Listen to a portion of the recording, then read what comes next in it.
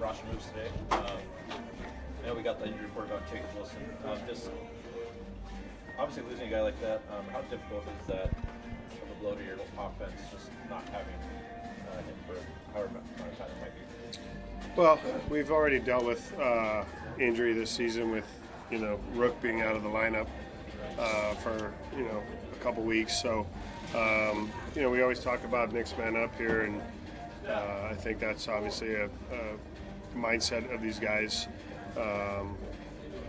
For Jacob, obviously, big part of the offense is at this point had a pretty solid season, contributing to our club, to the success of our club, both offensively and defensively. Obviously, the play that he got hurt on is a play that was made on the opposite side of second base, which last season we didn't see that ball very often, being caught, being kept in the infield.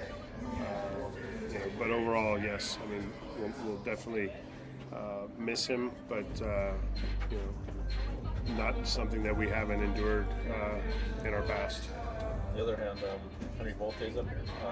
You've seen the numbers that he's put up. How do you see him coming up here, and how do you plan to maybe utilize him here now that he's up here? For Henry, obviously the performance, I mean, he's kind of forced a hand, right? I mean, the week he had in AAA was one of the better weeks probably you could have as a player, and we saw him in spring training, had a really good, solid spring training with us, left an impression, and I think has earned this opportunity to be here with us. As far as his role, I mean, we're going to get playing time for sure. We're looking obviously at center field position. He can obviously play right field as well, so he'll get enough opportunity here to get a good evaluation and hopefully impact this ball club. And how important is having somebody of the quality of Hernais to cover the shortstop position as he did last year when Jacob was also injured? Yeah, he did a nice job last season covering shortstop for the time that Jacob missed. We're hopeful that he can have that same success that he had last season, especially defensively. From the offensive standpoint, for Daryl, we've got to get him going. He's got to be a contributor offensively to this lineup, and I think we've seen him in 60-plus at-bats. He hasn't really hit his stride yet, so this is another chance for Daryl to have an impact in these opportunities that he's been given. What is going to be the role of the other new athletic, Michael Stefanik? Michael's here for fill a role of the super utility player who can play all three infield positions, something that we need, especially late in the game. He's had some time at shortstop, so we can utilize the roster in a way that help us win a game late if we need to. Does the move and everything today mean Zach probably plays more third base consistently now?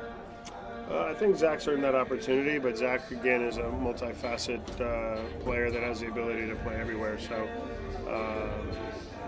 Zach still is going to be playing around the field, but probably the majority of his time is spent at third base. But we'll continue to utilize him in every opportunity we can, in all facets. Kotsay, what's kind of impressed you the most about Bolte's bat? I mean, I've watched him from afar. So the biggest improvement for Henry through his career in minor leagues has been cutting his strikeout rate down. That's been the best sign of a young hitter, his maturation process and the success he's having at the plate has largely contributed to that.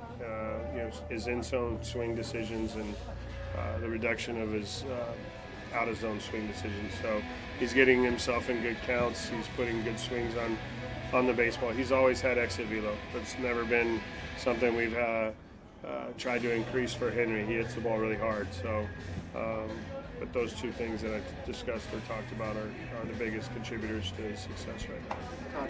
Sacramento officials are working hard behind the scenes to make Sacramento a viable MLB expansion candidate. I'm just curious what you make of this city in terms of being the city, not the ballpark, being a big league city. I think it has all the tools necessary to provide for a major league team to play here for sure. When you look at Law's at bats recently, what do you notice? A lot of bad luck. He's continuing to get on base. He drew a big walk the other day against a lefty. I think overall, just he needs to see results, and sometimes a game where a couple balls fall in will kickstart that confidence and that opportunity to continue to see those numbers change, right? But Law's still working. He's one of the hardest working guys on the club in that cage, and he's going to continue to do that, and we're going to continue to look at things and try to help him through this tough stretch.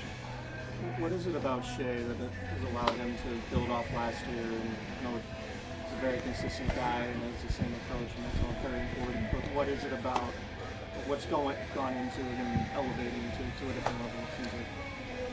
I mean, it's still a long season for numbers to be elevated. He's still got to continue to do what he's been doing. There wasn't something that I would say is shocking in terms of